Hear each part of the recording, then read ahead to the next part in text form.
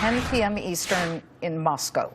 And so far, Vladimir Putin has yet to add Secretary of State Rex Tillerson to his calendar. Tillerson is now in Moscow. He landed a couple of hours ago. But as Russia declares relations between itself and the U.S. as, quote, the worst since the Cold War era, the two nations are in a tense squaring off over atrocities committed by the Assad regime in Syria. Meanwhile, according to human rights observers, today, Assad's army barrel-bombed a different rebel-held province of Hama. This is significant because the attack comes just one day after Press Secretary Sean Spicer warned that the use of barrel bombs in Syria would provoke additional U.S. response. Are we now on the brink of a multi-nation war? Let's go to Alex Vershbow. He is the former U.S. ambassador to Russia and former NATO deputy secretary. Ambassador, look, do you anticipate that Putin will refuse to shoehorn Secretary Tillerson into his apparently so busy schedule? And what then do we infer from that? Well, right now it looks like he's not planning to see Secretary Tillerson. It's possible at the very last minute, based on what Foreign Minister Lavrov reports about their conversations, perhaps he'll relent at the last minute. But it just underscores that we have a very tense and difficult relationship with Russia on a whole range of issues. Syria is just the latest. The Russians are covering up for their client, for Bashar al-Assad.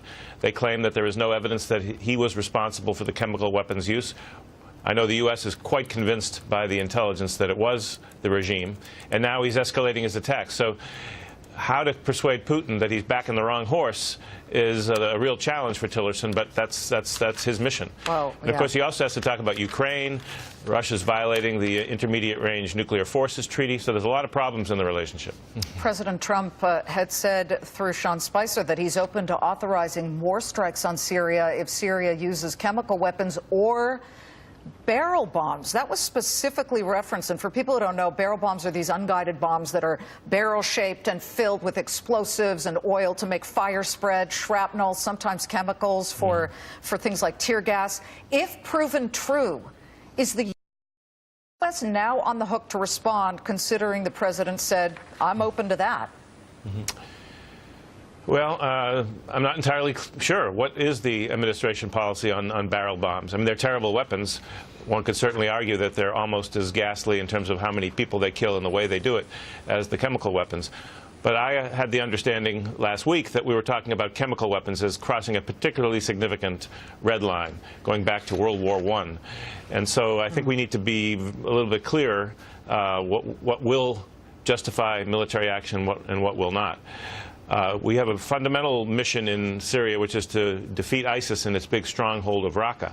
So we have to weigh the consequences of escalating against the regime and, by extension, the Russians, which could interfere with our air campaign against Raqqa.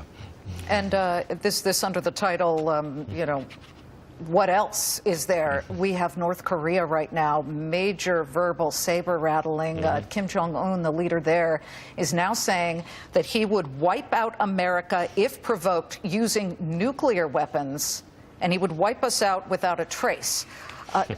To what now do we look at when it comes to leadership in dealing with that, and will China be forced into involvement there? Well, the North Koreans are pretty wild in their rhetoric. But at the same time, what the president did in Syria is a message to Kim Jong-un, to Iran, to other rogue states, that this president is prepared to use force. So they have to be a little bit more nervous when they go to bed at night. But at the same time, the real solution to the North Korean nuclear problem is China. They've consistently failed to put a lot of pressure, sufficient pressure, on the North Koreans to really force them to choose between having nuclear weapons or becoming a civilized state. But China helps them out. It helps them circumvent sanctions. So North Korea has a free ride. So that can't go on for much longer because they're developing missiles that are getting more and more capable, and they could reach American cities in a couple of years. Well, something tells me Kim Jong-un doesn't win the prize for being a rational leader, so we shall see. It's good to see you, Ambassador. Thank you for joining us. Good to be here. Alex Vershbow is the former U.S. ambassador to Russia and, of course, at NATO. We are looking at a Dow Jones Industrials here that's falling about 49 points. We had looked like we were coming closer to the flat line. Right now, though, we're down 46 points.